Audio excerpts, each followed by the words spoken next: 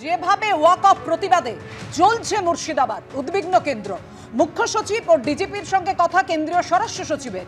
মনোজ পন্থ, রাজীব কুমারের সঙ্গে ভিডিও কনফারেন্সে কথা হয় গোবিন্দ মোহনের। মুর্শিদাবাদের পরিস্থিতি সামলাতে কি ব্যবস্থা নিয়েছে রাজ্য, মুখ্য সচিব ও ডিজিপির কাছে জানতে চেয়েছেন কেন্দ্রীয় স্বরাষ্ট্র সচিব। অরিত্রিক ভট্টাচার্য আমাদের প্রতিনিধি আমাদের সঙ্গে রয়েছেন, আরো বিস্তারিত জানাবেন ঠিক কি কথা হয়েছে, কি জানতে চেয়েছে কেন্দ্রীয় স্বরাষ্ট্র সচিব, কি জানতে চাইলেন অরিত্রিক? দেখো, আজকে ভিডিও কনফারেন্সের মাধ্যমে এই বৈঠক হয়েছে। কেন্দ্রীয় স্বরাষ্ট্র সচিব গোবিন্দ মোহন তিনি বৈঠক করেছেন এবং রাজ্যের তরফ থেকে চিফ সেক্রেটারি মনোজ পন্থ যেমন ছিলেন, তেমনি রাজ্য পুলিশের ডিজি রাজীব কুমার তিনিও উপস্থিত ছিলেন।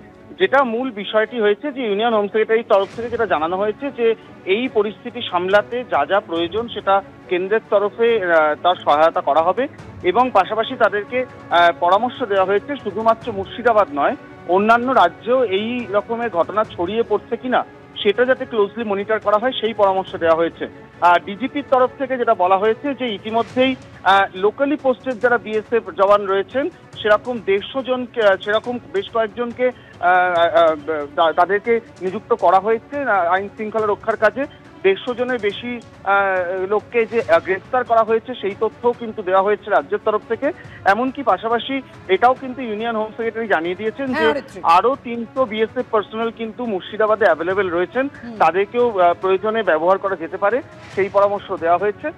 এই বৈঠকের পর এটাও নির্দিষ্ট করা হয়েছে যে এই ঘটনা সংক্রান্ত বা কোথাও ছড়িয়ে পড়ছে কিনা বা মুর্শিদাবাদে যে অশান্তি চলছে তার ক্লোজ মনিটর যেমন কেন্দ্র করবে, তেমনই কেন্দ্রকে নির্দিষ্ট সময় অন্তর রাজ্য রিপোর্ট দেবে যে কি কি চলছে, কি কি হচ্ছে এবং পরিস্থিতি। তার মানে গোটা বিষয়টা হচ্ছে এই গোটা বিষয়টা নিয়ে রাজ্যের তরফে রিপোর্ট কিন্তু কেন্দ্রকে দিতে হবে। বাংলাকে অশান্ত করার চেষ্টা, মুর্শিদাবাদে ওয়াক অফ অশান্তি নিয়ে বার্তা অভিষেকের। রাজনৈতিকভাবে উন্নয়নের মোকাবিলা করতে না পেরে বাংলাকে অশান্ত করার চেষ্টা। কেউ কেউ চায় বাংলায় আগুন জ্বলুক। শান্তি শৃঙ্খলা বজায় রাখতে মানুষকে সজাগ থাকতে হবে, বার্তা অভিষেকের। অনেকে রাজনৈতিকভাবে উন্নয়নের পরিসংখ্যানের মোকাবিলা না করতে পেরে বাংলাকে ধর্মের নামে ভেদাভেদ করে বাংলাকে অশান্ত করার চেষ্টা করছে। আমি সকলকে অনুরোধ করব, বাংলার কৃষ্টি সংস্কৃতি বজায় রেখে আমাদের এলাকার শান্তি শৃঙ্খলা এবং সম্প্রীতি যাতে অক্ষুণ্ণ থাকে আমাদের প্রত্যেককে সজাগ থাকতে হবে, সচেতন থাকতে হবে। কেউ কেউ চায় বাংলায় যাতে আগুন জ্বলে, কেউ কেউ চায় বাংলার টাকা আটকে দিয়ে বাংলাকে ভাতে মারতে, বাংলাকে পেটে মারতে।